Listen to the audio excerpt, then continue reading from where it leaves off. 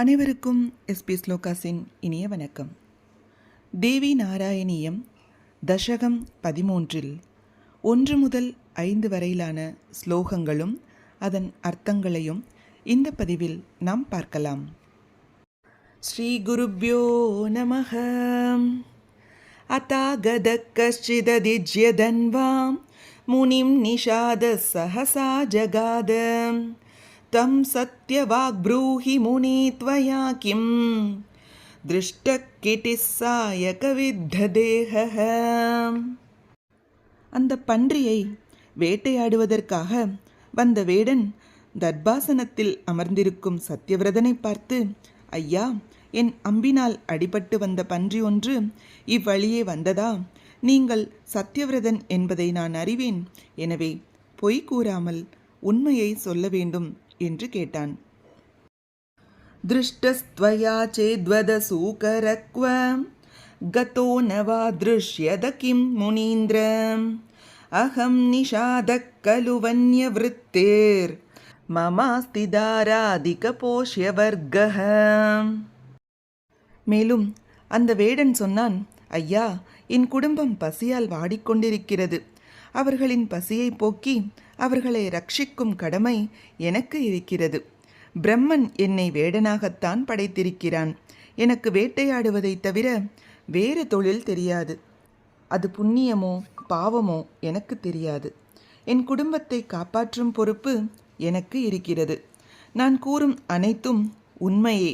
ஆகவே தாங்களும் உண்மை கூற வேண்டும் என்று ஒரு பொறுப்புள்ள குடும்பஸ்தனைப் போல பேசினான். ஸ்ருத்வா நிஷாதஸ்ய வச்சோ முனிஸ்ஸ தூஷ்ணீம் ஸ்திதஸ்சிந்தயதி ஸ்ம காடம் வதாமி கிம் திருஷ்ட இதீர்யதே சேத் தன்யாதயம் தம் மம சாப்யகம் ஸ்யாத். பன்றியை பார்த்தீர்களா? அது எங்கே போயிற்று என்ற வேடனின் கேள்விக்கு பதில் சொல்லாமல் பேசாமல் இருக்கிறான் உதத்யனன். பன்றி இங்குதான் புதரில் ஒளிந்திருக்கிறது என்று சொன்னால் வேடன் அதை கொல்வான். அது ஹிம்சைக்கு துணை போன பாவத்தை தரும். பன்றியை காணவில்லை என்று சொன்னால் அது அசத்தியம் ஆகும். சத்யவிரதன் பொய் சொல்லலாமா? கூடாது. எனவே என்ன பதில் சொல்வது என ஆலோசிக்கிறான். சத்யம் நரம் ரக்ஷதி ரக்ஷிதம் சேத் அசத்யவக்தா நரகம் व्रजेच्च சத்யம் ஹி சத்யம் சதயம் ந கிஞ்சித் சத்யம் கிருபாசூன்யமிதம் மதம் மே. பொய் சொல்லக்கூடாது என்பது சரிதான்.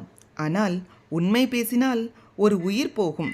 அதனால் இந்த உயிர் போகாமல் இருக்க பொய் சொல்வதா அல்லது பொய் பேசக்கூடாது என்பதற்காக உண்மையை சொல்வதா என யோசிக்கிறான்.